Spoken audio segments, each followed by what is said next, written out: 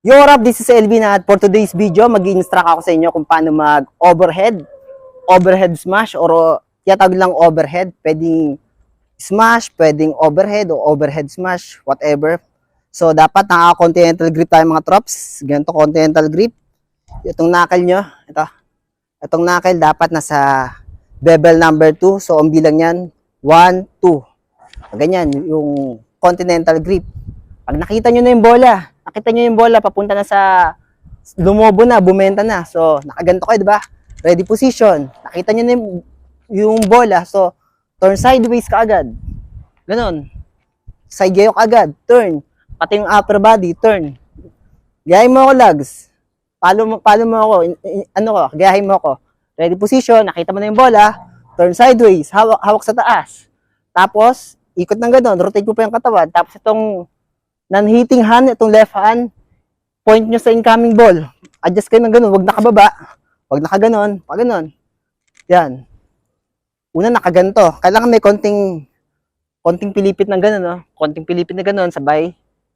Itong kamay, point mo sa incoming ball, sabay rotate. Pag ganito. Pag pupunta rito, ganito ka. Atras, pag papunta ron, galaw, adjust ka palagi. Sabay. Itong racket head, drop mo dito. Sabay, yung weight pa-forward. Boom! Back to ready position. Pag ganito. Observe. Ready. As soon, nakita nyo na yung bola, papunta sa backhand nyo, sa forehand side nyo, sa forehand smash nyo. So, turn na kagad, smash. Sorry. Ito, taas ko.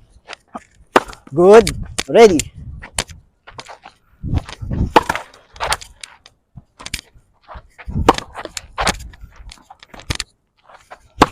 Good. Turn sideways ba? Good. Angat. Ready. Adjust. Good. Ready, lapit. Good. Laging may ganun, no? Pwede yan, maglalagay ko ng wrist pag ganun, no? Boom. Always relax.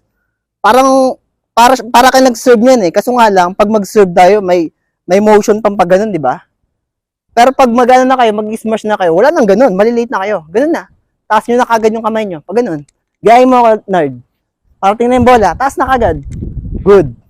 Huwag ka nagaganon, nerd. Huwag ka nagaganon, di ba? Parating na yung incoming ball, taas na kagad. Good. Okay, ready. Apply. Tapos, pag bumenta ng bola, minsan kasi may mga player na magagaling mag-return ng smash eh. So, para mas sure ball na hindi na kagad mabalik. Pag bumenta yung bola, malapit sa may net, may smash nyo, high bounce nyo, banda rito sa taas. Lapit ka ng konti, nerd. High bounce mo, nerd, ah. Kanyari, bumenta. Lumobo nga, pero maiksi. Lapit ka pa. Ready, bumenta. Yan. Good. Bandang taas pa. Ay, sorry. Good. Tama yun, di ba? Nakita nyo yung bola, nag-feed ako sa, sa forehand smash. Pero mali yung feed ko, na angle ko papunta sa baka niya. Nakita nyo yung ginawa niya, nag-adjust siya. Gumanon siya, papunta sa may sa may backhand side niya. Dito yung backhand smash eh. Pero mas malakas to, dominant to. Nakita yung ginawa niya, nag-adjust yung paa niya. Ganun. Adjust kayo, mabilis. Banda ron, adjust. Banda rito, katulad sa ginawa niya, adjust kayo. Okay, ready. Lagay yung banda rito na banda rito sa taas. Bring the ball down. Pag ganun, no? Boom.